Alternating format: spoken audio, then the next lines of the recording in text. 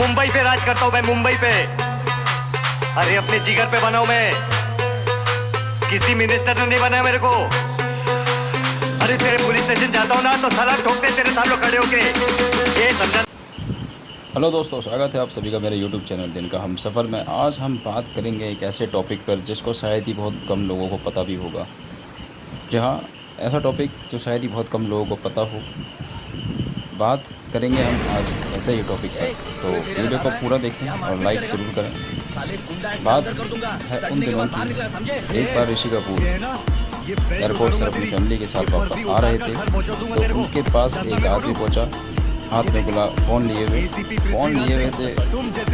उसके बाद ऋषि कपूर जी दोस्त ने बोला कि ये लोग भाई बात करेंगे। और तो फ़ोन की दूसरी साइड जो थे वो थे दाऊद, इंडिया के जाने माने अंडरवर्ल्ड डॉन, जिनको अमेरिका और इंडिया और अमेरिका ने इनको अंडरवर्ल्ड डॉन का नाम दिया था। उसके बाद दाऊद चाहता था ऋषि कपूर के साथ एक कप चाय पर, लेकिन ऋषि कपूर जी ने उनको साफ मना कर दिया। तो जैसे कि आपको तो पता ही है कि अंडरवर्ल्ड के रिश्ते बॉलीवुड के कई एक्टरों के साथ और कई सेलिब्रिटियों के साथ उनके जुड़े रहे हैं, और बॉलीवुड एक्टरों के साथ तो कई सिलसिले भी चलते रहते हैं उनके। यही एक और इसी एक वजह से एक नाम भी जुड़ा था, संजय दत्त का। आइए आज जानेंगे हम संजय दत्त के साथ नाम जुड़ने के बाद क्या नुकसान हुआ संजय दत्त को दाऊद के साथ नाम जुड़ने पर। इसी पर आज हम बात करेंगे आप लोगों के बीच में। तो वीडियो पे बने रहें और चैनल को सब्सक्राइब करें और लाइक ज़रूर करें। जी हाँ, उन दिनों दाऊद के साथ बहुत एक्टरों के नाम जुड़ते थे, लेकिन कोई ज़्यादा ख़ास किसी के ऊपर कोई दिक्कत आई नहीं। लेकिन एक वक्त ऐसा आया जब संजय दत्त के साथ दाऊद का नाम जोड़ा गया।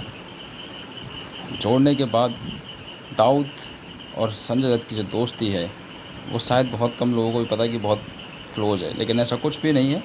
ये बात हकीकत क्या है संजय दत्त को पता है। बात है बहुत टाइम पहले की, जब बॉम्बे में एक 12 मार्च 1993 में जब बम्बई में बम धमाका हुआ। उस दौरान बहुत बम धमाका होने के बाद फिर काफ़ी वहाँ पर बॉम्बे में नुकसान वगैरह हुआ था। तो उसके बाद फिर इन्वेस्टिगेशन शुरू करी बॉम्बे पुलिस में, तो जिसमें कि पता चला कि ये जो काम है वो अंडरवर्ल्ड डॉन यानी दाऊद के ही लोगों ने यहाँ पर ये काम किया है। उसके बाद जब छानबीन करनी मुंबई पुलिस ने स्टार्ट करी तो उसके बाद कई बड़े चेहरे उसमें निकल के आए थे, तो उन सबको एकदम अरेस्ट करा गया। तो उसके बाद संजय दत्त को भी शक के घेरे में कैसे लिया गया ये भी पता चलेगा अभी आपको।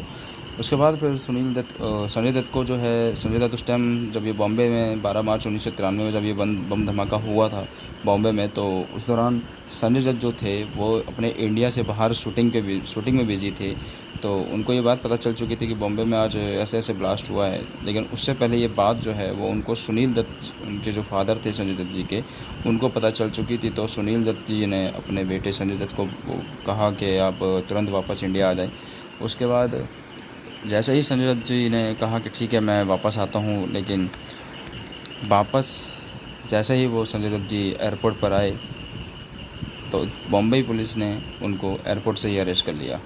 उसके बाद उनको अरेस्ट करने के बाद सीधा उनको लेके जाया गया जेल में जहाँ पर उनसे संजय दत्त से पूछताछ हुई। और पूछताछ होने के बाद संजय दत्त ने जो बड़े बड़े खुलासे किए वो शायद किसी को पता भी नहीं होंगे।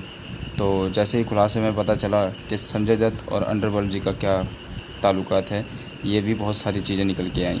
लेकिन ये मुलाकात संजय दत्त जी से किस तरीके से हुई दाऊद की और किस तरीके से नहीं हुई, आइए इस बात पे बात करते हैं। संजय दत्त अपने मूवी वगैरह में मतलब बिजी रहते थे, तो उस दौरान दाऊद ने अपने ही एक भाई को संजय दत्त के साथ छोड़ ये रखा था कि ये कोई संजय दत्त की कोई रेकी नहीं हुई। हालांकि जो दाऊद का जो भाई था वो एज एक डायरेक्टर तौर पे ही था। तो उस दौरान संजय दत्त की एक मूवी आनी थी, जिस मूवी का जो वो था, जो मूवी लेकर आए थे, जो मूवी बनानी थी, वो दाऊद के भाई थे जो मूवी बना रहे थे। तो उस दौरान वहाँ पर संजय दत्त के साथ वो जो था दाऊद का भाई काफ़ी क्लोज़ होता चला गया। बहुत टाइम उन्होंने एक दूसरे के साथ टाइम स्पेंड भी किया। कैसे ना किसी तरीके से दाऊद के भाई को ये पता चला कि संजय दत्त को जो है शिकार करने का बहुत शौक़ है।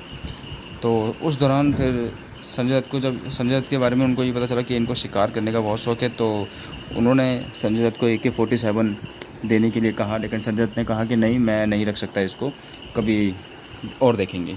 उसके बाद उन्होंने संजय दत्त के साथ एक बार, संजय दत्त जी अपने घर पे खाली बैठे हुए थे, शूटिंग का काम नहीं था, तो उस दौरान दाऊद का जो भाई था वो अपने कुछ लोगों के साथ अपने संजय दत्त के घर पे पहुंचे।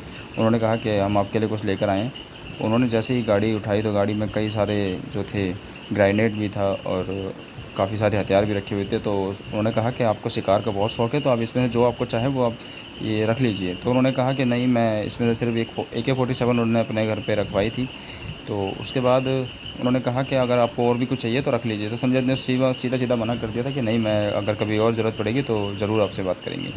उसके बाद वहाँ से वो लोग जा चुके थे। तो उसके बाद संजय दत्त ने जो था ग्रेनेड वो भी अपने घर पे ही रखवा लिया था।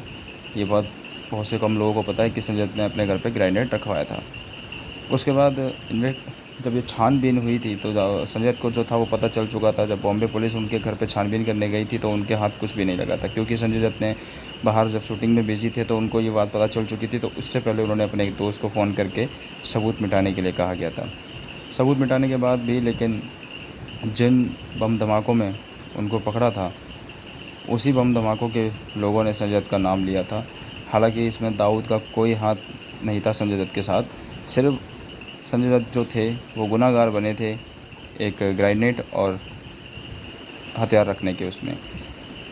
क्योंकि संजय दत्त को तो मुंबई में जो धमाका हुआ था 12 मार्च 1993 में, वहाँ से तो राहत मिल ही गई थी, लेकिन उनको जो सज़ा हुई थी 5 साल की जो सज़ा हुई थी वो सिर्फ इसलिए हुई थी क्योंकि उन्होंने अपने घर में अवैध हथियार रखे हुए थे और ग्रेनेड उनके घर से मिला गया।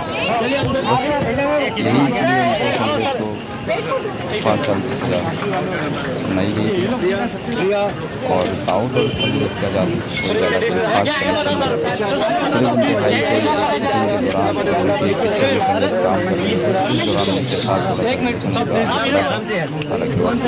उनके साथ आप लोगों को कैसे लगी कमेंट बॉक्स में बताएं और हमारे चैनल को सब्सक्राइब करें, वीडियो को लाइक करें और शेयर करें। Thank you.